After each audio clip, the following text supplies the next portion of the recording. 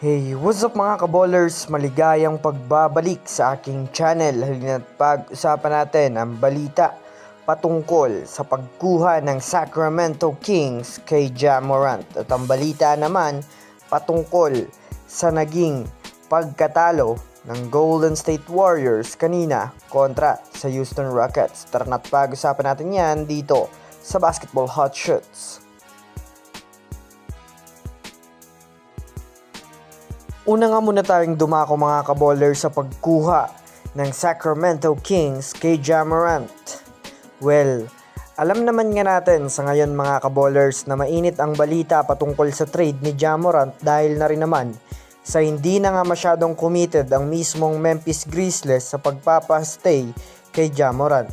Bukod pa dyan, hindi na rin naman nga ayos ang relasyon ni Ja Morant sa mismong Memphis Grizzlies na sinamahan pa nga ito mga kaballers nang hindi pa nga po maganda ang performance nila ngayon sa Western Conference.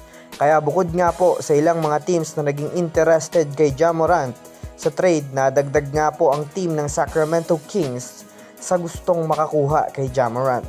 Alam naman nga natin isa din na nga ang Sacramento Kings ngayon sa mga teams na kailangan mag-rebuild, lalo pat bibihira lang din nga ito manalo mga kaballers sa kanilang mga nilalaro.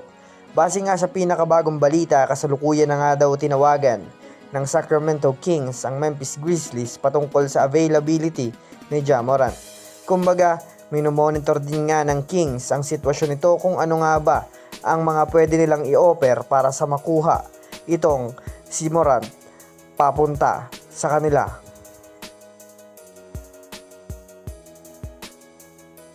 Samantala, pumunta naman tayo mga kaballers sa pagkakatalo ng Golden State Warriors kanina sa Houston Rockets. Well, kahit man nga po mga kaballers si Kevin Durant ay wala sa naging laro ng Warriors kontra sa Rockets, ay hindi pa rin nagawa ng Warriors na manalo sa laro.